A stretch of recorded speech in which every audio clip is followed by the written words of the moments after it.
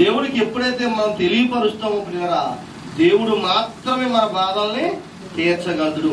లోకంలో మరి ఎవరో కూడా తీర్చలేరు ప్రియరా. దేవుడు చెబుతున్న ఎన్నో అద్భుతమైన మాటలు ఈరోజు మనం నేర్చుకుందాం ప్రియరా. మొట్టమొదటి మనుషులైన అవ్వ ఆదాము దగ్గరికి ప్రియరా మరి సర్పం వచ్చింది. చాలా మంది ఏమనుకుంటారంటే సర్పమే సాతాను అనుకుంటారు. ఎప్పటికీ కూడా చాలా సంఘాల్లో ఎప్పటికీ కూడా చాలా మందికి ప్రియులరా సర్పము అనగా సర్పం అంటే సాతాను అనుకుంటారు. అవునండి, సర్పం అనగానే ఏమనుకుంటారు? సర్పం అనగానే అమ్మో సాతాను అంటారు. సాతాను ఎలాగుంటుందా అంటే సర్పము అంటారు. అర్థమైందమ్మా ప్రియులరా? ఈ రోజు మన పాఠం ఒక అద్భుతమైన పాఠం దేవుడు మనకి తెలియచేస్తున్నాడు. ఈ వాక్యం ద్వారా ఈ యొక్క మాటలను మనం నేర్చుకుందాం ప్రియులరా. మొదటిగా అవ్వ ఆదాము దగ్గరికి సర్పం వచ్చింది. ఏమొచ్చిందమ్మా? సర్పం వచ్చింది. సర్పము దేవుడు చేసిన భూజంతువులన్నిటిలో ఏమా సింహం గాని, పులి గాని, మిడతలు గాని, కప్పలు గాని, జంతువులు గాని, పురుగులు గాని అన్ని దేవుడు నేల మట్టితో చేసినట్లుగా బైబిల్ గ్రంథంలో రాయబడి ఉంది. అవునా కాదమ్మా? మనిషిని దేవుడు తయారు చేశాడు, దేవుడు పుట్టించాడు. అలాగే ఈ జీవరాశులు కూడా దేవుడు పుట్టించాడు. ఒకసారి ఆదికాండం మనం ఒకసారి చూద్దాం. ఆదికాండం 3వ అధ్యాయము 1వ వచనం చూద్దాం ప్రియులారా. ఎంత బాగుంటుందో చూడండి. దేవుడైన యెహోవా చేసిన సమస్త భూజంతువులలో సర్పము సర్పము యుక్తి గలదై ఉన్నదంటండి. సర్పం ఎలాంటిదంట? యుక్తి గలదై ఉందంట, తెలివైందై ఉందంట. ఏమా సర్పము తెలివైంది. తెలివితేటలలో మామూలు తెలివితేటలు కాదు, అధిక తెలివితేటలు సర్పాలకి. అర్థమైందా? అందుకే సర్పము మనిషిని పిల్లరా మనిషి జాడ ఎంత దూరం ఉన్నా కానీ పసిగట్టి దాగుంటది, జాగ్రత్త పడదు. ఎందుకంటే మనిషి అనగానే అమ్మో, మనిషి సాధారణంగా పాములు ఏం చేస్తారంటే చాలా మంది పామును చూసి భయపడతారు. నిజానికి పామే మనిషిని చూసి భయపడదు. ఎందుకంటే పాము కంటే మనిషి భయంకరుడు. అర్థమైందా పిల్లరా? దేవుడు మొట్టమొదటిగా మనిషిని చేసినప్పుడు పిల్లరా దేవుడు ఒక అద్భుతమైన మాట మనకు తెలియజేస్తున్నాడు. అవ్వముని ఆదాముని దేవుడు తయారు చేశాడు. ఆదాముని అవ్వను తయారు చేసినప్పుడు ఈ తోట చెట్లు ఫలాలన్నీ తినేయండి మీరు, కానీ అమ్మా ఇదిగో మంచి చెడుని ఇచ్చి ఈ ఫలాన్ని మీరు తినొద్దు అని చెప్పాడు. తినొద్దనడా? తినొద్దనడా? ఏ పండు అయితే దేవుడు తినొద్దు అని చెప్పాడో మనిషి ఆ పండు గురించి ఆలోచించడం మొదలు పెట్టాడు. బాగా ఆలోచించాలి. దేవుడు ఈ పండు తప్ప అన్ని తినండి అన్నాడు. అంతేనమ్మా? బాగా ఆలోచించండి. ఈ పండు తప్ప అన్ని తినండి అంటే మనిషి అన్నిటి గురించి ఆలోచించలేదు. ఏదైతే తినొద్దు అన్నాడో దాని మీద కన్నేశాడు. ఆలోచించండి. అయితే ఏమండి దెయ్యం సర్పంలాగా వచ్చింది. బాగా ఆలోచించాలి. దెయ్యం అంటే ఏంటి? ఈరోజు మన పాఠం. అమ్మా దెయ్యం అంటే ఏంటి? దెయ్యానికి చాలా పేర్లు ఉన్నాయి. సర్పమని, భూతమని, సాతానని. ఆలోచించండి. అయితే ఈ సర్పంతో ఎందుకు పోల్చాడంటే పిల్లరా అక్కడ మూడో మనిషి ఎవరో లేరు. ఆదాము అవ్వ వీళ్ళిద్దరిని మోసం చేయడానికి ఇప్పుడున్న ప్రజలైతే బోల్డ్ మందిని పంపించి మోసం చేయొచ్చు. అవునా కదా? కానీ అప్పటికి ఇద్దరే ఉన్నారు.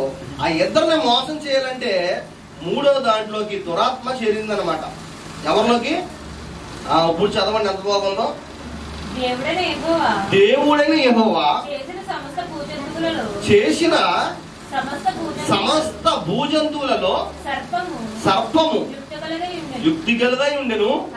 అది ఆ స్త్రీతో ఇది నిజమా?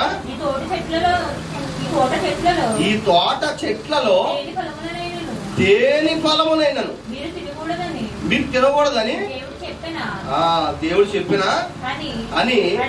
అదిగోండి ఈ తోట చెట్ల ఫలంలో మీరు అన్ని తినొచ్చు, కానీ ఈ ఒక్క ఫలమే తినొద్దు అన్నాడు. చూసారా? అన్నాడా? కానీ మనిషి కన్ను దేని మీదకి వెళ్ళింది? తినొద్దు అన్న పండు మీదకి వెళ్ళింది. దానికి తోడు పిల్లరా సర్పములోకి దెయ్యం ప్రవేశించింది. అప్పటి వరకు ఏమండి ఉడుము చూసారా మీరు? ఉడుము ఎలా తిరుగుతుందో పాము కూడా అలాగే తిరిగింది. ఉడుము ఎలా తిరుగుతుందో పాము అలాగే తిరిగింది. కుందేలు ఎలా తిరుగుతుందో పాము అలాగే తిరిగింది. తామేలు ఎలా తిరుగుతుందో పాము అలాగే తిరిగింది. అప్పటి వరకు తిరిగిన పాములోకి దురాత్మ అనేది ప్రవేశించింది. బాగా ఆలోచించాలి. ఏం ప్రవేశించింది? దురాత్మ ప్రవేశించింది. అసలు సర్పంలోకి దురాత్మ ఎందుకు ప్రవేశించవలసి వచ్చింది అంటే మనిషిని మోసగించడానికి ప్రవేశించింది. చదువు ఎంత బాగుంది కింద. అందుకు స్త్రీ తోట చెట్ల ఫలములను మేము తినవచ్చును, అయితే తోట మధ్యనున్న చెట్టి ఫలమును గూర్చి దేవుడు మీరు చావకుండానట్లు వాటిని తినకూడదని ముట్టకూడదని కూడా చెప్పాడంట. తినొద్దని చెప్పాడు. రెండోది ఏం చేయకూడదు? ముట్టకూడదు. మనిషి ముట్టాడంటే లాగేసుకుంటది వ్యాకెట్ లాగా. ఏమా మొదటగా చూడకూడదు, చూసిన కళ్ళు ద్వారా లాగేసుకుంటది. శరీరాశ, నేత్రాశ, జీవపుటము అని బైబిల్లో రాసింది. ఏంటి? చూడగానే కొన్ని లాగేసుకుంటాయి, కొన్ని ముట్టుకోగానే లాగేసుకుంటాయి. ఐస్ క్యాందో లాంటిది అనమాట. పాపం అంటే ఏంటమ్మా? ఐస్ క్యాందో లాంటిది. మీరు చూడొద్దు, రెండోది ముట్టొద్దు అని చెప్పాడు. తింటే ఏమవుతుంది? చచ్చిపోతారు. మరి చచ్చిపోయారా? ఏమా చచ్చిపోయారా అంటే పండు తిన్న వెంటనే బాగా ఆలోచించండి. విషం తాగిన వెంటనే చచ్చిపోరు. కొంత టైం పడదు. తలకాయ పొడి వస్తుంది అనుకోండి, మనకి ట్యాబ్లెట్ వేసుకున్న వెంటనే తగ్గిపోతా. నాలుగు మీద ట్యాబ్లెట్ వేసుకుని మందులు తాగా తలపడి తగ్గిపోతా. కొంత టైం పడదు. అలాగా ఈ పండు తినొద్దన్న పండు తిన్నాక కడుపులోకి వెళ్ళిన తర్వాత కొంత టైం తీసుకుంది, కానీ చచ్చిపోవడం ఖాయం. చచ్చిపోయారు. కొన్ని రోజులకి, కొన్ని సంవత్సరాలకి చచ్చిపోయారు పిల్లరా. ఇక్కడ చూడండి వాక్యం ఎంత చక్కగా మనకు బోధిస్తుందో. చదువమ్మా. అందుకు సర్పము మీరు చావనే చావరు, ఎలాగనగా మీరు వాటిని తినుదినమున మీ కన్నులు తెరవబడినని మీరు మంచి చెడులను ఎరిగిన వారై దేవతల వలె ఉందురని దేవుడికి తెలియనని. ఎంత బాగుంది చూడండి పిల్లరా. దేవుడు తినొద్దు అని చెప్పాడు. దెయ్యం ఏమంటుంది అలా? దెయ్యం ఏమంటుంది? దేవుడు తినొద్దు, దాన్ని చూడొద్దు, దాన్ని ముట్టుకోవద్దు అంటే దెయ్యం ఏమంటుంది? నువ్వు తింటే జీవిస్తావు, దేవదూతలాగా అయిపోతారంట. ఎలాగైపోతారమ్మా? దేవదూతల వలె అయిపోతారా? అసలు నిజానికి ఒక మాట చెప్పలే మీకు పిల్లరా, దేవదూతల కంటే మనిషే గొప్పవాడు. దేవుడు చెప్పింది చెప్పినట్లుగా బ్రతికితే దేవదూతల కంటే మనిషి గొప్పవాడు. ఈ దేవదూతలో మనిషికి ప్రియులరా ఏమండి, మనిషికి సహకారులుగా ఉండటానికి వచ్చిన ఈ దేవదూతలు. ఇక మరొకసారి దేవుని చేత మీద ఈ పాఠాలు నేను చెప్తాను. ఇక్కడ దేవుని వాక్యం చెప్తుంది, దేవుడు తింటే చచ్చిపోతారని చెప్పాడు. దేవుడు తింటే చచ్చిపోతారని చెప్పాడు. కానీ సాతాను ఏం చేసింది? తింటే మీరు చావారు, దేవదూతల వలె ఉంటారు. చూసారా అంత గొప్పగా చెప్తుందో వాక్యం? దేవుడు తింటే చచ్చిపోతారని చెప్పాడు. దెయ్యము తింటే మీరు దేవదూతలు అయిపోతారని చెప్తుంది. ఆలోచించండి. దేవుడు మాట విన్నాడా మనిషి? దెయ్యం మాట విన్నాడా? దెయ్యం మాట విన్నాడు ప్రియులరా. దేవుని కోపానికి, దేవుడు పెట్టిన శాపానికి మనిషి బలైపోయాడు. మరణం వచ్చేసింది ఆదాము ద్వారా. ఏమొచ్చేసింది? మరణం వచ్చేసింది ప్రియులరా. చూడండి, మనం మొట్టమొదటిగా చదివిన వాక్యం చూడండి. సర్పము మాటలకు అవ్వ మోసపోయింది. భార్య మోసపోయి భర్తను కూడా మోసం చేసేసి. వీళ్ళిద్దరిని ఎవరు మోసం చేశారు అంటే సర్పంలో ఏముంది అంటే సర్పములోకి సాతాను దూరింది. ఎంత పాముకి ఏం తెలదు. మీకు అర్థమైందా? అది భూజంతువులు అన్నింటి ద్వారా అది కూడా పుట్టింది. అది ఒక శరీరమే కదా ఏమా. అని దాంట్లోకి ఏం ప్రవేశించిందంటే సాతాను ప్రవేశించి. చదువు అదే మాట 3:1 వచ్చింది. చదువు 3 వచ్చిన. దేవుడైన యెహోవా చేసిన సమస్త భూజంతువులన్నిటిలో సర్పము భూజంతువులన్నిటితో వాడు అది కూడా దాన్ని కూడా దేవుడు చేశాడమ్మా, చేశాడా? చూసారా? మరి చేసిన ఈ భూజంతువుల్లోకి సర్పములోకి సాతాను ప్రవేశించింది. మీరు ఎప్పుడైనా సరే ఎక్కడైనా సరే వాక్యం విన్నప్పుడు సర్పము అనగానే సాతాను అనుకోకండి. ఏమా, సర్పము అనగానే సాతాను అనుకోకండి. సర్పము పిల్లరా మనుషుల్లోకి దూరలేదు. సర్పంలోకి సాతాను ప్రవేశించింది. ఆ మోసం చేసిన తర్వాత బయటకు వచ్చేసింది. మరలా మనుషుల్లోకి ప్రవేశంతో మొదలుపెట్టిందా? ఆలోచించండి. ఈరోజు చూద్దాం ఒక మాట. ప్రకటన గ్రంథం 12వ అధ్యాయం 6వ వచనంలోను చాలా మంది ఈ వాక్యాన్ని తీసుకుని పిల్లరా సర్పమే సాతాను అనుకుంటున్నారు ఇప్పటికీ కూడా. చూడండి ఎంత బాగుంది ఈ మాట. ఈ రోజు మీకు వివరించి నేను తెలియజేస్తాను.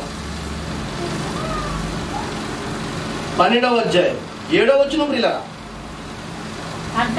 అంతటా పరలోకమందు యుద్ధము జరిగెను.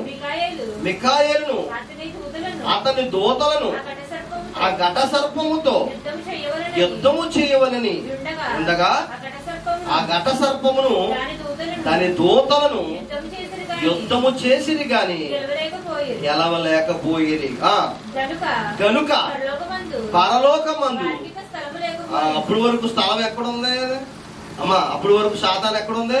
పరలోకంలో ఉంది. ప్రధాన దూతల్లో ఈ సాతాను కూడా ఒక ప్రధాన దూత. దేవుని కంటే అత్యున్నత స్థాయిలో హెచ్చించుకుంది. దేవుని కంటే గొప్పగా ఊహించుకుంది. తనతో ఉన్న దూతల్ని పాడు చేసేసింది పిల్లరా. 9 దూతల్ని పాడు చేసింది. ఒక బ్యాచ్ని తయారు చేసింది పరలోకంలో. చెడు బుద్ధితో ఉన్న ఈ దూత పిల్లరా దెయ్యంగా మారిపోయింది. ఎక్కడ? పరలోకంలోనే మారిపోయింది. అప్పుడు పరలోకంలో యుద్ధం జరగగా పరలోకంలో ఓడిపోయిన దూతల్ని భయంకరమైన స్థానంలోకి దేవుడు పెట్టేశాడు. అందులో కొన్ని దూతలు బయటకు వచ్చినాయి.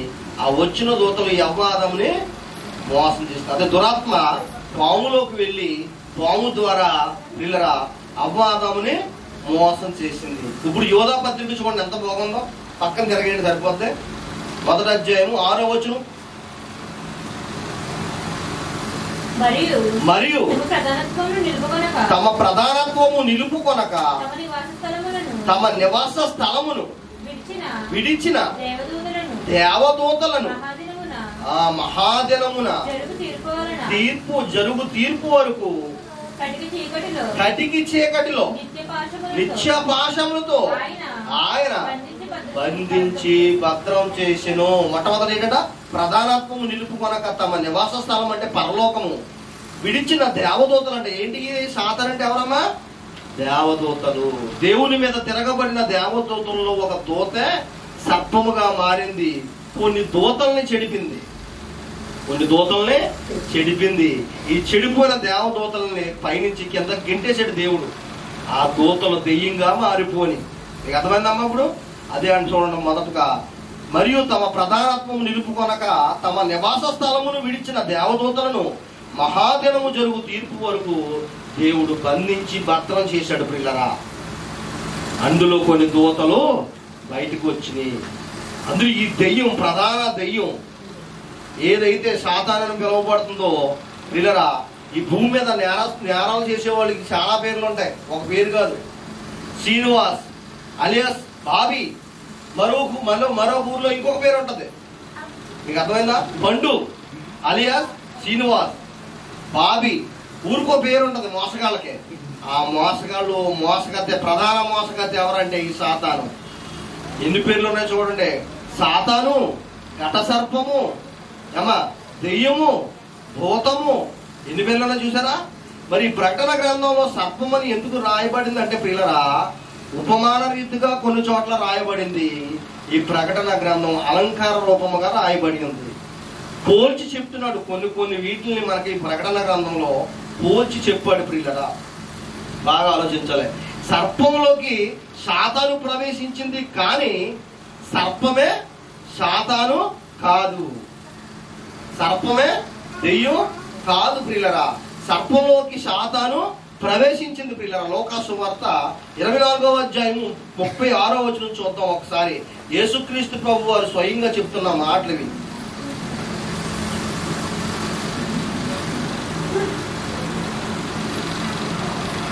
వారు ఇలాగూ మాట్లాడుచుండగా వారి మధ్యన నిలిచాడంట ప్రభు. వారు మాట్లాడుకున్నారంట, శిష్యులు మాట్లాడుతుండగా సడన్ గా వారి మధ్యలో నిలిచాడంట ప్రభు. మీకు సమాధానమవును గాక అని వారితో అనెను. అయితే వారు దిగులుపడి భయక్రాంతులై భూతము తమకు కనబడిందని తలంచారంట. ఏంటి భూతం అంటే ఏంటమ్మా? ఏమా మీకు ఇందాక చెప్పాను, సాతానని, దెయ్యమని, భూతమని, దానికి ఎన్నో పేర్లు ఉన్నాయి. శిష్యులు ప్రభు వాళ్ళ మధ్య నిలిచేటప్పుడు సడన్ గా అమ్మ బాబోయ్ భూతం వచ్చేసిందని భయపడిపోరంట. బాగా ఆలోచించండి. అప్పుడు ప్రభు మాట్లాడుతున్నాడు చూడండి. భూతం అంటే ఎలా ఉంటుందో, మీరు అనుకున్నట్టు భూతం ఎలా ఉంటుందో, ప్రపంచం అనుకున్నట్టు భూతం ఎలా ఉంటుందో, ప్రభు చెప్పే భూతం అంటే ఎలా ఉంటుందో, దెయ్యం అంటే ఎలా ఉంటుందో ప్రభు చెప్తున్నాడు. చూడండి ఒకసారి చదవమ్మా. అయితే వారు దిగులుపడి భయక్రాంతులై భూతము తమకు కనబడిందని తలంచిరి. అప్పుడు ఆయన మీరెందుకు కలవరపడుచున్నారు? మీ హృదయములలో సందేహములు పుట్టనేలా? నేనే ఆయన అనుకుంటున్నా. నా చేతులను చూడండి, నేనే యేసుక్రీస్తు ప్రభువుని. మీరు వేరే ఎవరో అనుకుంటున్నారేమో. ఇదిగో నా చేతులు, చిలువ వేసిన చేతులు చూడండి, నా పక్కటి ఎముకలు చూడండి అని చెప్తున్నాడు ప్రభు. గుర్తులు చెప్తున్నాడు. ఇదిగో సత్యమమ్మా, నేను ఆయన అంటకు నా చేతులను నా పాదములను చూడండి, నన్ను పట్టి చూడండి, నాకున్నట్టుగా అదిగోండి నాకున్నట్టుగా మీరు చూచుచున్న ఎముకలను మాంసమును వారికి చూపెను. అయితే ఎందుకు చూపించాడు? అయితే వారి సంతోషం చేత ఇక పయనించదు. నేను ఆయనను అనుకుంటాకు నా చేతులను నా పాదమును చూడుడి, నన్ను పట్టి చూడుడి, నాకున్నట్లుగా మీరు చూచున్న ఎముకలను మాంసమును. మరి ముక్క కట్ అయిపోతుంది చదివేటప్పుడు. నాకున్నట్టుగా ఈ ఎముకలు ఈ మాంసము భూతమునకు ఉంటాయి ఉండవా? చెప్పాలి, అందరూ చెప్పాలి. మీకు నేను అంత నొక్కు ఎందుకు చెప్తున్నానంటే, మీకు వేరే వాళ్ళు ఎవరైనా వచ్చి చెప్పినా దెయ్యం ఇలా ఉంటది, ఏమా తలకాయ వెనక్కి తిరిగి ఉంటది, జుట్టు ఎరవేసుకుని వస్తుంది, ఇలాంటి మీకు గుర్తులు చెప్తే నమ్మకూడదు. ఎందుకంటే వాక్యాన్ని మీరు నమ్మాలి. ఈ మాట ఎవరు చెప్తున్నారు? సాక్షాత్ యేసుక్రీస్తు ప్రభు వారు చెప్తున్నారు. భూతానికి ఏముండమంట? ఏమ్మా చూడండి, మరి చూడండి అదే మాట. నేను ఆయననుటకు నా చేతులను నా పాదములను చూడుడి, నన్ను పట్టి చూడుడి, నాకున్నట్లు. అమ్మా యేసుక్రీస్తు ప్రభు వారికి శరీరము ఎముకలు ఉన్నాయి. చూడండి, ఇప్పుడు చూడండి. మీరు నన్ను చూచున్న ఎముకలను మాంసమును భూతమునకు చదవాలి, అందరూ చదవాలి. భూతమునకు ఉంటాయా ఉండవా? ఎముకలు మాంసం భూతానికి ఉంటాయా ఉండవమ్మా? ఉండవు. బాగా గుర్తించాలి మీరు. భూతం అంటే ప్రియులరా, దెయ్యం అంటే దురాత్మ. ఒక దురాత్మది. ఏంటమ్మది? దురాత్మ. మరి చాలా మంది అంటా ఉంటారు చూడండి. ఏమా ఏమంటారు? ఎత్తు మీద కొండ ఎత్తుకుని కొండలో మంట వస్తూ ఉంటుంటే చేతిలో రొట్టట్టుకుని రొట్టట్టుకుని మా ఈదంట రోడ్లంట అలా వెళ్ళింది అంటారు చాలా మంది. అంటారా? దేవుడు ఏం చెప్తున్నాడు ఇక్కడ? యేసుక్రీస్తు ప్రభు వారు ఎముకలు మాంసము దానికి లేనప్పుడు మీకు ఎలా కనపడుతుంది? అది దురాత్మ కనిపిస్తుందమ్మా? ఆ దురాత్మే సర్పములోకి దూరింది. మొట్టమొదటగా సర్పములోకి దూరి అవ్వాదముని మోసం చేసింది ప్రియులారా. ఇక్కడ యేసు ప్రభు గారు చెప్తున్నాడు, భూతము మాంసమును ఎముకలు ఉండవు అంట ప్రియులారా. చూడండి ఒకసారి మార్కు సువార్త చూద్దాం ఒకసారి. దెయ్యం అంటే ఎలా ఉంటుందో ఒకసారి చూడండి. మార్కు సువార్త 5వ అధ్యాయము 1వ వచనం చూద్దాం ప్రియులారా.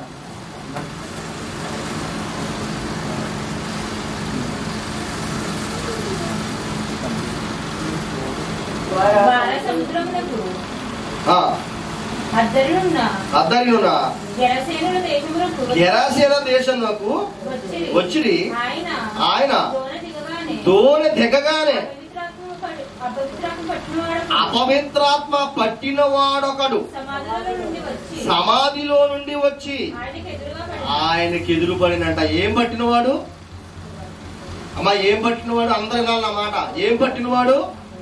అపవిత్ర పట్టినవాడు ఎలాగుంటాడో ఇక్కడ చూపిస్తున్నాడు మనకి. పరలోకంలో దేవదూతలతో యుద్ధం చేసింది పాము కాదు. బాగా ఆలోచించాలి. అపవాదమును మోసం చేసింది పాము కాదు. పాములోకి దురాత్మ వెళ్ళి మోసం చేసింది. పాము ద్వారా మోసం చేసింది. అక్కడతో ఆ పాత్ర వదిలేసింది. ఆ క్యారెక్టర్ విడిచిపెట్టేసింది. పాములోకి వెళ్ళింది, మోసం చేసింది, వచ్చేసింది. మీకు అర్థమైందా? ఇక్కడ గెరాసేన దేశంలోకి ఒక మనిషిలోకి ప్రవేశించింది దురాత్మ. అలా ప్రవేశింటే మనిషి ఎలా ఉంటాడో ఇక్కడ చెప్తున్నాడు. భూతానికి ఏముండవని చదువుకున్నాం మనం. ఎముకలు, మాంసము ఉండదు. దెయ్యం అంటే ఏంటి అంటే ఒక దురాత్మ. ఈ దురాత్మ అంటే ఏంటి? దేవదూతల్లోంచి ఒక దూతని కిందకి గెంటివేయబడ్డారు. కొన్ని దూతల్ని పరలోకం నుంచి గెంటివేయబడ్డాడు. దేవుడు గెంటేశాడు. ఆ చెడిపోయిన దెయ్యాలే, దేవదూతలే దెయ్యాలుగా మారిపోని, దురాత్మగా మారిపోని. ఇప్పుడు ఆ దురాత్మ గురించి మనం చదువుతాం. గెరాసేన దేశంలో యేసుప్రభు గారు దోణి దిగాడంట. అలా వెళ్తుండగా ప్రియులరా, దెయ్యం పట్టిన వాడు అక్కడ పరిగెత్తుకుంటూ వచ్చేసాడంట. చూడండి ఎంత బాగుందమ్మా. చదువమ్మా. ఆయన దోణి దిగగానే అపవిత్రాత్మ పట్టినవాడు ఒకడు సమాధిలో నుండి వచ్చి ఆయనకు ఎదురుపడెను. వాడు సమాధులలో వాసము చేసేవాడు సంఖ్యలతోనైనను ఎవడును వాని బంధింపలేకపోయాను. పలుమార్లు వారి కాళ్ళను చేతులను సంఖ్యలు వేసి బంధించి వాడు ఆ చేతి సంఖ్యలను తెంపి కాళ్ళ సంఖ్యలను తుత్తినీలుగా చేశాడంటండి. ఏట్లు తెప్పేశాడు? సంఖ్యలతో కట్టేసిన వాడు సంఖ్యలు తుత్తినీలుగా అయిపోయినాయంట. వాడి సమాధిలో కూర్చుని వాడు ఉంటే వెళ్ళేవాళ్ళు వచ్చేవాళ్ళు భయపడిపోతుందంట. ఇలా ఎవరైతే వాళ్ళు కొట్టేస్తాడు పట్టుకుని. చూడు అలా ఉంటాడు, అలా ఉన్నాడంట. చదవమ్మా. వాడి కాళ్ళకును చేతులకును సంఖ్యలు వేసి బంధించినను. వాడు చేతి సంఖ్యలను తెంపి కాళ్ళ సంఖ్యలను తుత్తినీలుగా చేసిన కనుక ఎవడును వాడిని సాధుపరచలేకపోయాను. వాడు ఎల్లప్పుడూ రాత్రి పగలు సమాధులలోను కొండల్లోను కేకల వేయచ్చు తన్ను తాను రాళ్లతో గాయపరుచుకుంటున్నాడంటండి. దేనితో దేనితో? రాళ్లతో గాయపరుచుకుంటున్నాడంట. సంఖ్యలు వాడిని బంధించలేకపోయాయంట. ఏం చేస్తున్నాడో రాళ్లతో గాయపరుచుకున్నాడంట. కొట్టేసుకుంటున్నాడు, వాడి శరీరాన్ని గాయపరుచుకుంటున్నాడు. అమ్మా, మీలో ఎవరైనా సరే చచ్చిపోవాలనే ఆలోచన వచ్చిందంటే మీలోకి దెయ్యం ప్రవేశించినట్టు. దురాత్మ అక్కడ ఉందా, ఎక్కడ ఉందా? సాహిబ్ గారితో తాడు కట్టించుకుంటే వెళ్ళిపోతే, లేదా ఇంకో చోటకి వెళ్తే తాడు కట్టించుకుంటే వెళ్ళిపోతారు అనుకోకండి. మీలో చచ్చిపోవాలనే ఆలోచన ప్రవేశించిందంటే మీలో దురాత్మ ఉన్నట్లు. దురాత్మ, అపవిత్రాత్మ ఈ మనిషిని విడిచిపోమ్మని వానితో చెప్పానంట. ఎవరిని విడిచిపోమ్మని? అపవిత్రాత్మతో చెప్తున్నాడు ఈ మాట. అమ్మా, ఏంటండి ఇది? అపవిత్ర ఆత్మ. ఏంటమ్మా ఇది? అపవిత్ర ఆత్మ, దురాత్మ, దెయ్యము, శాతాను, భూతము. దీనికి శరీరము లేదు ప్రియులరా. అందుకు కాబట్టి మనుషుల్లో ప్రవేశించింది. మొదటగా పాములో ప్రవేశించింది. ఆలోచించండి. పరలోకంలో యుద్ధం జరగగా అక్కడున్న దేవదూతల్లో చెడు బుద్ధి కలిగిన దేవదూతే దెయ్యంగా మారింది. ఆ దూతలన్నింటినీ దేవుడు ఏం చేశాడు? భయంకరమైన ప్రదేశంలోకి పంపేశాడు. అక్కడి నుంచి విడిపింపబడిన దేవదూతే దెయ్యంగా మారిపోయింది. ఆ దెయ్యం కొన్ని దూతల్ని చెడిపేసింది ప్రియులరా. ఆ దురాత్మ ఇక్కడ సేన అన్న వాటిలోకి వెళ్ళింది. చదవమ్మా. ఎందుకనగా ఆయన అపవిత్ర ఆత్మ ఈ మనిషిని విడిచి పొమ్మని వానితో చెప్పాను. మరియు ఆయన నీ పేరేమని వాణ్ణి అడగగా వాడు నా పేరు సేన ఎలయనగా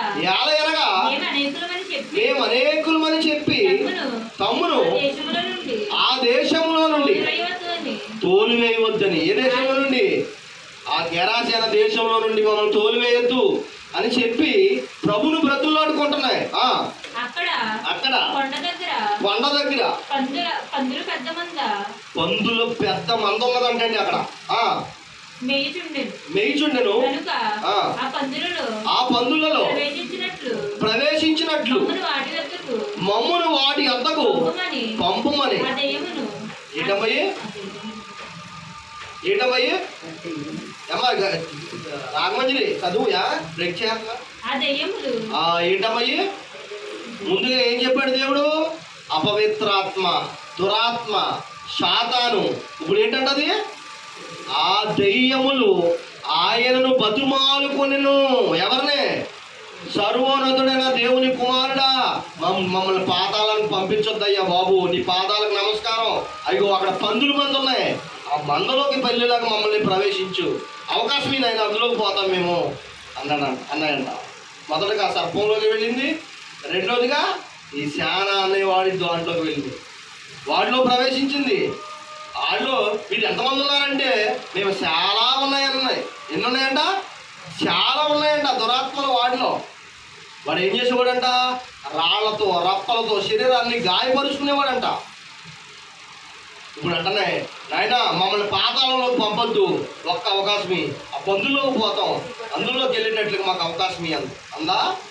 మొదటగా పాములో ప్రవేశించింది, రెండోదిగా మనిషిలోకి ప్రవేశించింది, మూడోదిగా పందుల్లోకి నా మాట అబద్ధమో కాదు, చదవండి పిల్లరా, చదువు మా మాట. కనుక ఆ పందుల్లో ప్రవేశించినట్లు మమ్మును వాటి వద్దకు పంపుమని ఆ దెయ్యములు ఆయనను బతిమలాడుకొనెను. యేసు వాటికి సెలవీయగా ఆ అపవిత్రాత్మలు వారిని విడిచి పందుల్లో ప్రవేశించిని. ప్రవేశింపగా ఇంచుమించు 2000 సంఖ్య గల ఆ మంద అందులో ఉన్న సముద్రంలో పడిపోయి లేదా నదిలో పడిపోయి చచ్చిపోయి. పిల్లరా ఆలోచించండి, ఎందులో ప్రవేశించింది? ఇప్పుడు దెయ్యాలు దేంట్లో ప్రవేశిస్తాయంటే పందుల్లో కూడా ప్రవేశించినట్లుగా మనం చూస్తున్నాం. మొదటగా ఎందులో ప్రవేశించింది? పాములోకి ప్రవేశించింది. ఇప్పుడు పందులో ప్రవేశించింది కాబట్టి పంది దెయ్యమా ఏమా? మొదటగా పాములో ప్రవేశించింది కాబట్టి మనం దెయ్యం అంటున్నారు. మరి ఇప్పుడు పందులో ప్రవేశించింది, పంది కూడా దెయ్యమేనా? మరి శానాన్న కూడా ప్రవేశించింది, శానా కూడా దెయ్యమేనా? దానికి అవకాశాన్ని బట్టి ఒక్కొక్క దాంట్లోకి ప్రవేశిస్తూ వస్తుంది. ప్రియులరా ఆలోచించండి, దెయ్యం అంటే ప్రియులరా ఈ చెడి ఆలోచనలు పుట్టిస్తుంది. బాగా ఆలోచించాలి, వీళ్ళు ఏం పుట్టిస్తుంది? చెడి ఆలోచనలు పుట్టిస్తుంది. ప్రార్థనకి వెళ్ళేవాడిని ప్రార్థనకి వెళ్ళలేకుండా చేస్తుంది. బాగా ఆలోచించాలి, ఏ స్థానం అయితే నువ్వు దేవుని కూర్చోబెట్టాలనుకుంటున్నావో ఆ స్థానాన్ని అది దొంగిలించింది. ఏ స్థానం అది? హృదయం. ఇక్కడ హృదయంలో దేవుని కూర్చోబెట్టవలసిన ఈ స్థానంలో దెయ్యం కూర్చోబెడితే ప్రియులరా మీ స్థితిగతులన్నీ కూడా తల్లకిందులైపోతాయి. చచ్చిపోవాలనిపిస్తుంది, ఉరేసుకోవాలనిపిస్తుంది, కిసనాలేసిన కాలిపోవాలనిపిస్తుంది, భార్యాభర్తలమైన గొడవలు కొట్టేసుకుంటారు, రక్తపాతాలు జరుగుతాయి, అన్నదమ్ములు చంపేసుకుంటారు, సొంత అన్నదమ్ములు, రక్త సంబంధులు కొట్టుకు చచ్చిపోయేలాగా చేస్తారు. దాని పనేంటి అమ్మా? దాని పనేంటి? రక్తపాతాన్ని సృష్టిస్తుంది, దేవుడికి చెందనివ్వకుండా చేస్తుంది. దేవుడికి ఇవ్వాల్సిన హృదయం అది కూర్చుందంటే ప్రియులరా ఇలాంటివన్నీ జరుగుతాయి. ఆ శానన్నవాడు సమాధిలో కూర్చుని రాళ్లతో వాడు గాయపరుచుకున్నవాడు. తర్వాత యేసుక్రీస్తు ప్రభువు వారు వాడిని బాగు చేశాడు. ప్రార్థన చేసి ఆ దెయ్యాన్ని వెళ్ళగొట్టిన తర్వాత వాడు ఆ గెరాసేన దేశం వెళ్ళిన తర్వాత వారి ఊరు వారందరికీ కూడా గొప్ప సాక్షిగా నిలబడ్డాడు. యేసుక్రీస్తు వారి యొక్క గొప్పదానాన్ని అక్కడున్న సమాజానికి చూపించాడు. యేసుక్రీస్తు ప్రభు వారు దేవుడని అక్కడ ఉన్న వారందరికి వాక్యాన్ని ప్రకటించాడు. ఆ శాన దెయ్యం పట్టిన వాడు దెయ్యం వదిలిన తర్వాత వెళ్ళి అనేక మందికి వాక్యాన్ని ప్రకటించాడు. క్రీస్తుకి సాక్షిగా ఉన్నాడు. మరి ఈరోజు మీరందరూ సాక్షిగా ఉన్నారా? ఆలోచించండి. మాకు జ్వరం తగ్గిందండి, మాకు సెగట్లు తగ్గినాయండి, ప్రార్థన చేసుకోకుండా మా పిల్లలు బాగున్నారండి, మేము ఇల్లు కట్టుకున్నామే అని అన్నారు. అక్కడతో మర్చిపోయారు, అంతే. మర్చిపోయారా? ఆలోచించండి. ఇదిగో ఈ శాన దెయ్యం వదిలిన తర్వాత ఊర్లోకి వెళ్ళి అనేక మందికి వాక్యం చెప్పి క్రీస్తు సాక్షిగా నిలబడ్డాడు. ఆలోచించండి. అనేక మంది ఆశ్చర్యపోయాడు. ఇదేంట్రా బాబు, ఇటు గొలుసులతో కట్టినా కానీ ఆగివాడు కాదు, నేను ఎవరా బాబు బాగు చేసిందంటే సర్వోన్నతుడైన యేసుక్రీస్తు ప్రభు నన్ను ముట్టి ప్రార్థన చేసి బాగు చేశాడు. నా ఒక్కల కోసం ఈ దేశం వచ్చాడు, నన్ను బాగు చేసి వెళ్ళిపోయాడు. ఇదిగో మీ అందరికి సాక్షిగా నేనున్నాను. మీరందరూ కూడా క్రీస్తుని నమ్ముకోండి అని ప్రియులరా అనేక మందికి అక్కడ వాక్యం చెప్పినట్టుగా రాయబడి ఉంది కింద. ఆలోచించండి ప్రియులరా, యేసు ప్రభుని నమ్ముకున్నామని మీ ఇంటి పక్కన ఉన్న వాళ్ళందరికీ ఆశ్చర్యంగా చెప్పాలి. మీరు అమ్మా ఒక వారం వస్తా 4 వారాలు మీరే కనిపించరు. ఆలోచించండి, ఒక వారం షిఫ్ట్లు, మన వాళ్ళు షిఫ్ట్ ప్రకారం వస్తూ ఉంటారు. మీకు దేవుడు ఏదైనా కార్యం చేశారంటే మీకు ప్రతిఫలం దేవుడు చేసిన దానికి ఏమి ఎత్తున్నారు మీరు? ఆలోచించండి. దేవుని సన్నిధిలోకి వచ్చి థ్యాంక్స్ నాయనా, మా బిడ్డలకు జ్వరం తగ్గించావు, థ్యాంక్స్ నాయనా ఈ వర్షాకాలం గడుపునకి అన్నం పెట్టి మా కుటుంబాన్ని పోషించడం ఆయన దేవుని సన్నిధిలోకి వచ్చి కృతజ్ఞతగా బ్రతకాలండి. పనిలోకి వెళ్ళే వాళ్ళు ఎవరన్నా బండి ఎక్కించి లిఫ్ట్ చెప్తే ఏమంటారో థ్యాంక్స్ అండి అంటారమ్మా. మరి దేవుడికి మీరు థ్యాంక్స్ చెప్పాలంటే దేవుని మందిలోకి రావాలి కదా, రావాలా వద్దమ్మా? రావాలి. మన వరదల్లో ఎంతమంది కొట్టుకుపోయారు, ఎంతమందికి అన్నం లేకుండా పోయింది, అవునా కదా? తల్లి జాడ పిల్లకి లేదు, పిల్ల జాడ తల్లికి లేకుండా అయిపోయింది పిల్లరా. ఇంచుమించు 2 నెలలు బట్టి భయంకరమైన దారుణంగా కరువు అనిపిస్తుంది లోకం అంతా కూడా. మనందరికి ఆనందమ్మా భోజనం, అందరం కూడా భార్య పిల్లలతో హ్యాపీగా ఉన్నామా? మరి దేవుని సన్నిధిలోకి వచ్చి దేవుడికి కృతజ్ఞతగా బ్రతకాలా వద్దా? ఆలోచించండి ప్రియులరా. ఇదిగో దెయ్యాన్ని వదిలించిన తర్వాత కృతజ్ఞతగా ఈ శాన అన్నవాడు ఊరిలోకి వెళ్ళి అనేక మందికి వాక్యాన్ని ప్రకటించాడు. క్రీస్తు సాక్షిగా ఉన్నాడు. మరి నువ్వు నేను ఉన్నావా? ఏదైనా అర్థం చేసుకున్నారా దేవుని ప్రియులరా? దేవుడు ఎన్నో మేలు చేస్తాడు. క్రీస్తుకు సాక్షిగా నేను ఉండాలి, నలుగురికి వాక్యం చెప్పాలి, కనీసం ఒక్కలన్న దేవుని మందిరంలోకి తీసుకురావాలి. ఆయన కృతజ్ఞతగా నేనైనా దేవుని మందిరంలోకి వెళ్ళాలి అని ఏదైనా అనుకున్నారా ప్రియులరా? ఆలోచించండి ప్రియుల. ఇదిగో చూడండి, సర్పము దెయ్యము సర్పంలోకి ప్రవేశించింది, అంతే తప్ప సర్పం దెయ్యం కాదు. రెండోదిగా ప్రియులరా మనిషిలోకి ప్రవేశించింది. మూడోదిగా దెయ్యం కూర్చుంటాం వల్ల ఇంత భయంకరమైన గొడవలు, అన్నదమ్ములు చంపుకుంటాం, భార్యని భర్త చంపేయడం, భర్త భార్యను చంపేయడం, ఎన్నిటికి కారణం ఏంటి? ఆలోచించండి. కొంతమంది బ్లేడ్ తీసుకుని కష్టకష్టం పోసేసుకుంటారు. చాలామందికి బ్లేడ్ తీసుకుని ఈ చివరి నుంచి చివరి దాకా ఘాట్లో ఉంటాయి చూడండి. నేను చాలామందిని చూశాను అమ్మా. ఒక కుర్రోడైతే కోసుకుని చచ్చిపోయాడు, మొత్తానికి నరం దిగిపోయింది, రోడ్డు అంతా రక్తం కల్లాపులాగా అయిపోయింది. ఆలోచించండి, అలా కోసుకుంటే ఎందులో ఎవరున్నట్టమ్మా? సాధన్నట్టు. రాళ్ళుతో గుర్తేసుకుని, రాళ్ళుతో గాయపరిచేసుకుని, చేతులు కాళ్ళు కోసేసుకున్నారంటే వాళ్ళు దురాత్మ ఉన్నట్టు ప్రియులరా. ఆలోచించండి. దేవుని కోసం గొప్పగా బతుకుతాం, పరలోకం కోసం మనం గొప్పగా బతుకుతాం. యేసయ్యను గుర్తు తెచ్చుకుని మన జీవితంలో ప్రియులరా యేసుక్రీస్తు ప్రభుని మాదిరిగా బ్రతుకుతాం. ఆయన ఎలా చెప్పాడో ఆ ప్రకారంగా మనం బ్రతుకుతాం. మనకి ఎన్నో మేలులు చేస్తున్నాడో ఆయన కృతజ్ఞతగా దేవుని సన్నిధిలోకి వచ్చి ప్రియులరా ఆయన కృతజ్ఞతగా కలిగి బ్రతుకుతాం ప్రియులరా. ఆలోచించండి. లోకం పరిస్థితులు ఏమి బాగోలేవు అమ్మా, లోకం పరిస్థితులు ఏమీ బాగోలేవు. మనకున్న కొంత ఆయుష్యైనా సరే దేవుని సన్నిధిలో గడుపుతాం, దేవుని పాదాల దగ్గర గడుపుతాం.